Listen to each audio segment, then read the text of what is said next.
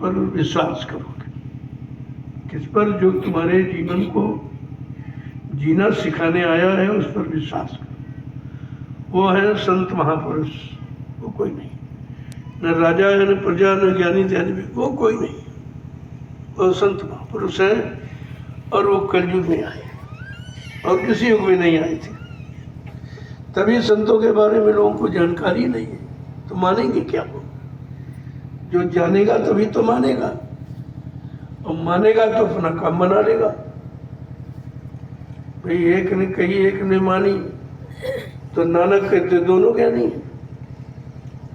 अगर आपने किसी सच्चे अच्छे की बात जो तुम्हारे हित भले के लिए आया, अगर आपने मान लिया तो तुम्हारी बन गई।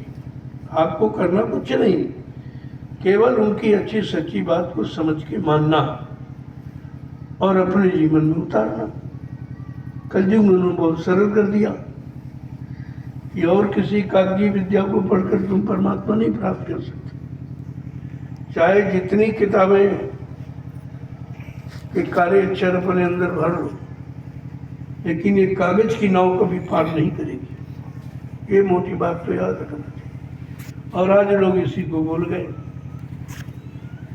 कोई पानी के सहारे बैठा है, कोई पत्थर के सहारे बैठा है, कोई कागज के सहारे। तीन ही रास्ते, तुम्हारे तीनों जड़ हैं।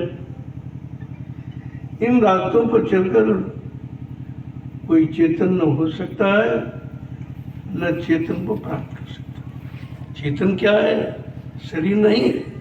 जीवात्मा चेतन, परमात्मा चेतन है, महात्मा चेतन है। महात्मा के द्वारा जगाया नाम चेतन है।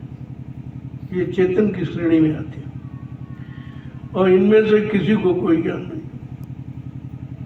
यहाँ पानी में ओढ़ लगी, कौन पहले नहाएगा, कौन पहले? अरे पीछे नहा लो तो क्या, अभी तक नहाए तो क्या?